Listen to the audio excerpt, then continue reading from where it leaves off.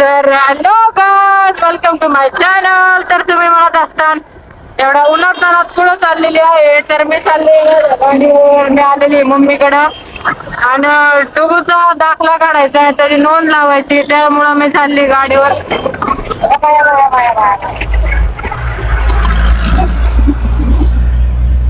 ST आली होती, लय जवळून गेली माझ्या, त्यामुळं मी जरा घाबरले, म्हणून कॅमेरा थोडा डाऊन झाला आणि लगेच मी बाजूला सरकले. म्हणलं नको भाऊ, कशाला आपल्या जीवाला धोका. एवढा प्रचंड ऊन आहे आणि एवढ्या उन्हामध्ये मी चाललेली. हे बघ रिक्षावाला, रिक्षावाला कसा चाललाय जवळ. अरे बाप रे, कसा चाललाय हो भंगारवाला एवढ्या उन्हात. भंगार, प्लास्टिक, लोखंडवाले. हे आहे भिंगार विजय चौक. त्या माणूस मुंडका हलवतोय म्हणून हे जीवाला खेळून गाडीवर एक हाताने गाडी चालवती आणि जीवासोबत खेळून कस काय व्हिडिओ बनवू राहिली का नेमका व्हिडिओ कॉलवर बोलू राहिली त्याला काही कळा नाही. बघा विजय लाईन चौक, हा हे आमचा विजय लाईन चौक. आता तिथे असेल मरणाचे नंबर. आहे बघा ओला गाडी आहे. ए बाबा सरकणार रे बाजूला. विजय लाईन चौक. हे बघा हे पायाने गाडी झापवायला लागली बाई डायरेक्ट.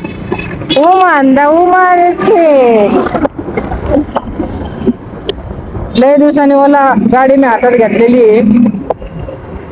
सो कॉन्फिडन्स, आपला बी कॉन्फिडन्स कमी नाही. त्या नंबर लावायला बसायचंय मला. भरमसाठ नंबर असतात महानगरपालिकेमध्ये. आणि आता डुगूची दाखल्याची नोंद करण्यासाठी मला जावं लागतं एवढ्या उन्हात, कारण वडगाववरनं खूप लांब पडतं. त्यामुळं म्हणलं मम्मीकडे गेले तर काम करून घ्यावा. आणि कसं आहे, नवऱ्यांना काही जमत नाही असं काम करायला, लेडीजलाच पळावं लागत. लय अवघड विषय भाऊ. सरकते रे बाबा सरकते, एवढे हॉर्न काय वाजतो बाबा सरका. तर चला स्टे ट्यून करा. तर चला फायनली मी आलेली आहे आणि हे बघा टीव्ही सेंटर आहे. हे किती गर्दी असते इथं कोणाकोणाला माहिती आहे. नोटरी वगैरे इथं सर्व काही केलं जातं, कागदपत्रे. आता मी जाते वरती. बघा पायऱ्या कशा झाल्यात, भरपूर जुनी बिल्डिंग आहे. ऑलरेडी मी सगळे कागदपत्र रेडी केले होते.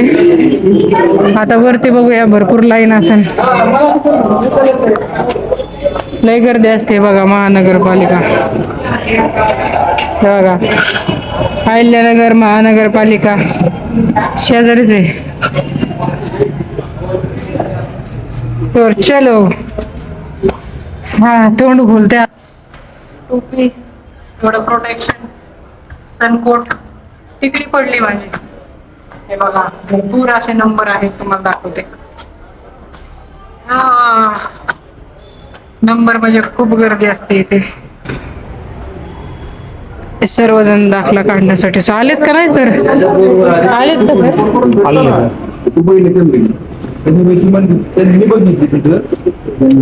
एवढी गर्दी, गर्दीला काही तोटा नाही.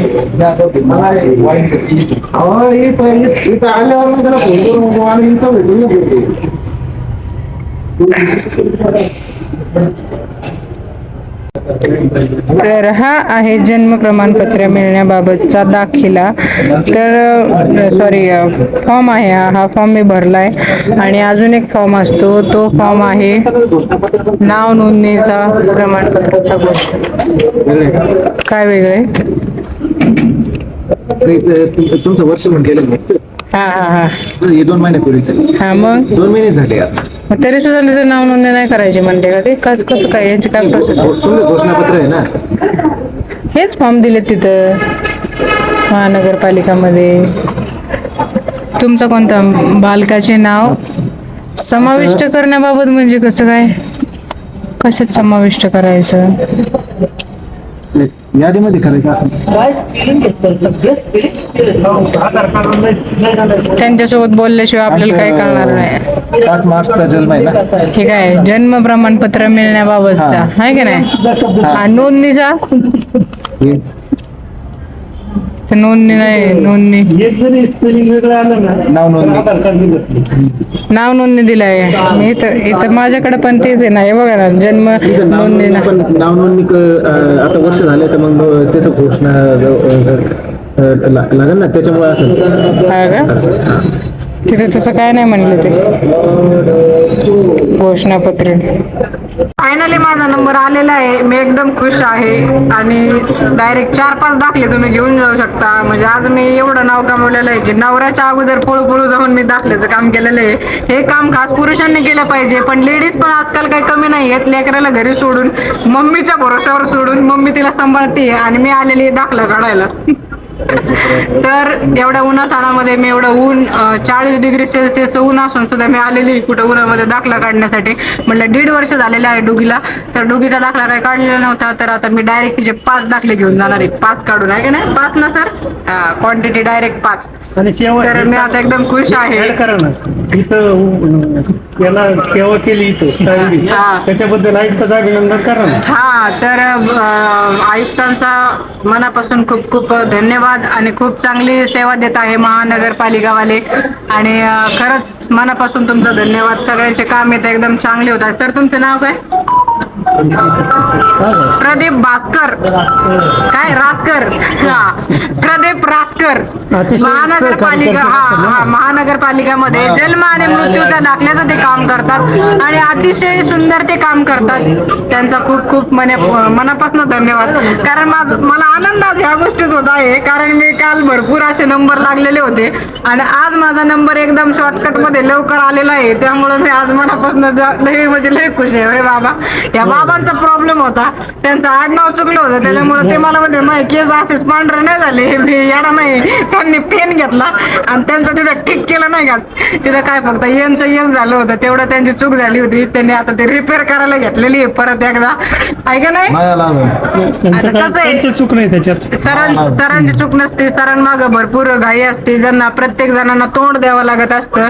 ते बिचाऱ्यांना आपण नाही तर कोण समजून घेणार? ते उपाशी तापाशी बिचारे नाश्ता केला की नाही सर? बघितलं का, जेवण नाश्ता काही केलेला नाहीये, बसलेले तिथं काम करायला. कर्मचारी त्यांचं काम असतं काम करणं आणि सर्वांना म्हणजे चांगली सेवा देणं, ते सेवा करण्यासाठीच बसलेले आहेत. तर त्यांना आपण समजून घेतलं पाहिजे. मेंटली माणसाची हॅरेसमेंट. कडल्यापेक्षा इथं आम्हाला सार्वजनिकरणात सेवा अतिशय उत्तम मिळाली मला. हे बारीक अक्षर बघून सरांना नंबर लागलेला आहे ऍक्च्युली. तर थोड्या दिवसाने अजून डबल नंबर लागत असतो. 2 ते 4 डोळे होणार आहेत. काय सर झालेत म्हणतात, जाऊ द्या, काय चालूच असतं. सगळे उन्हातानात काम करण्यासाठी आलेले आहेत, तर प्रत्येक जणांनी उन्हातानात काळजी घ्यायची आणि उन्हातानात सगळ्यांनी चांगलं म्हणजे बॉडीला हायड्रेट ठेवण्यासाठी कंटिन्यू पाणी प्यायचे. काय वाटतं तुम्हाला सगळ्यांना? पाणी पिणार का? पाणी देणार. हा, येस करा. तर सगळ्यांनी पाणी प्या, म्हणजे कसं बॉडी हायड्रेट राहील. चक्कर येणार नाही उन्हामध्ये, काय नाही तर उन्हात चक्कर येऊन पडायला लागलेत. तर मी सुद्धा म्हणजे माझीच कोरड पडली, मीच पाण्याची बाटली नाही आणलेली, मला पाणी घ्यावं लागेल आता खाली गेल्यानंतर. तर आता माझं काम चालू आहे, तर स्टेट येऊन दाखला तुम्हाला दाखवते मी. ओके, तर फायनली माझा बाबूचा बर्थ सर्टिफिकेट मी काढलेला आहे. तर हे बघा, माझ्या बाबूचा बर्थ सर्टिफिकेट आहे. आणि ज्यांना कोणाला माहीत नाही आहे की बर्थ सर्टिफिकेटसाठी काय काय कुठाने करावं लागतात, त्यांनी मला कमेंट करून सांगा की आमच्या बाळाचं आम्ही बर्थ सर्टिफिकेट काढलेलं नाही आहे. तर मी त्यांना सांगेल की त्याचा मी सेपरेट एक ब्लॉग बनवेल की त्याचा फुटाणा कसा करायचा. नाही तर मी तुम्हाला ह्याच ब्लॉगमध्ये सांगते. तर सगळ्यात अगोदर आपला एरिया कोणता आहे ते तुम्हाला बघायचं आहे.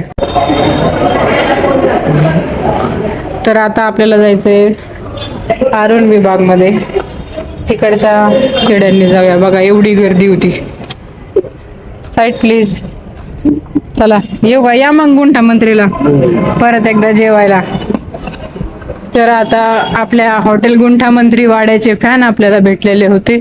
तर त्यांना आपल्या हॉटेलची चव, अस्सल गावरान चव खूपच जास्त आवडलेली होती आणि ते मला म्हणले की म्हणले मॅडम आम्हाला तुमच्या हॉटेलची चव खूपच जास्त आवडलेली होती.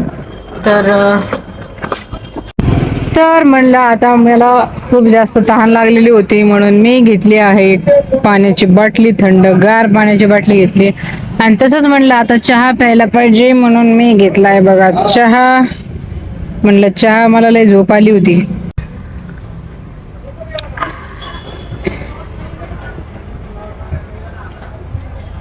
घरी काय सकाळच्या चहा आणि माझी तलब गेलेली नव्हती, म्हणून म्हणलं चला चहा घेऊया.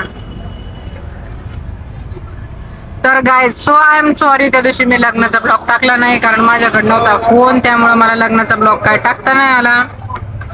मला पण खूप हे होतं की मी तुम्हाला लग्न दाखवू कसं झालं, पण आता काय करणार, फोनच नव्हता माझ्याकडे. तुमचे दाजी कुठं गायब होतात मध्ये, ते गेले होते मडीला, तो मी नाही दाखवू शकले तुम्हाला.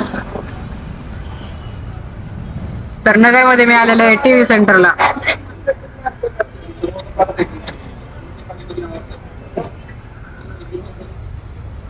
तर स्टेट येऊन बाय, कंटिन्यू करा. तर चहा पिऊन झाल्यानंतर लगेच मी निघले आणि बघा लागली एवढी मोठी ट्रॅफिक, काय म्हणतात त्याला, सिग्नल लागला होता. आणि एवढ्या उन्हामध्ये सिग्नलला थांबायचं म्हणलं तर खूपच मुश्किल. आणि ह्या मावशी बघा, ह्या तर पायीच होत्या, एवढ्या सिग्नलला थांबलेल्या होत्या, पायींना पण जाता येत नाही ना, त्यामुळे त्या पण थांबल्या होत्या. आणि एवढ्या उन्हातानामध्ये सिग्नलला थांबायचं म्हणलं तर अंगाला काटा येतो, कारण उन्हामध्ये आपण 1 सेकंद सुद्धा थांबू शकत नाही. आणि बाई मला तर टेन्शन आलं होतं बाई, म्हणलं आणि पलीकडून आले त्यावेळी सिग्नल लागलं नव्हतं, त्यावेळी मी पटकन आले. मग आला करवंदावाला, आणि मला तर लय आवडते डोंगरची काळी मैना, कोणाकोणा आवडती कमेंट करून सांगा. मग मी डोंगरची काळी मैना घेतली, 20 रुपयाला एक दिली पुंगळी त्यांनी. म्हणलं बरं आहे बाई, जाऊ द्या, त्यांना पण मेहनत असते, एवढा डोंगरात जायचं घ्यायचं. त्या मग हे बघ, नंतर मी गेले ही मशीन बघायला गेले. बघा ही आहे भांड्याची मशीन, कशी आहे बघा.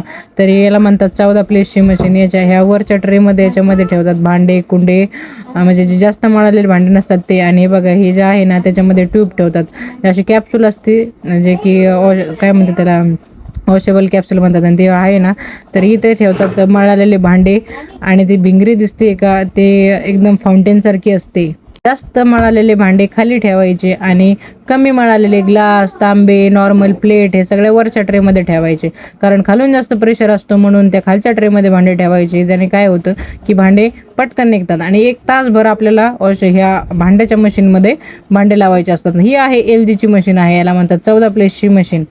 जसं वॉशिंग मशीनमध्ये कसं असतं की KGचं असतं, जसं याच्यामध्ये प्लेसचं असतं, म्हणजे तुम्हाला किती प्लेसेस ठेवले जातात नाही का. आता इथं आहे फंक्शन्स आहेत, तर याच्यामध्ये भरपूर सारे फंक्शन आहेत. टायमर सुद्धा आहे, क्विक 15 मिनिटाचा सुद्धा टाईम आहे. सेम टू सेम वॉशिंग मशीनसारखंच असतं, थोडंफार काहीतरी मॅन्युअलमध्ये बदल असतो, बाकीचं सेम मशीनीसारखंच असतं. आणि ही पण मशीन खूप छान आहे, एकदम चकचकाट भांडे निघतात यामध्ये. ही रेशमा दीदीने घेतलेली मशीन आहे, ही तिची मशीन आहे, तुम्हाला दाखवते मी. तर मशीन खूप छान आहे, लवकरच मी पण ही मशीन घेणार आहे. बसवले फ्रूट, आमच्या गाडीची डिक्की भरली होती एकदम फुल, फळगळ फ्रूटने.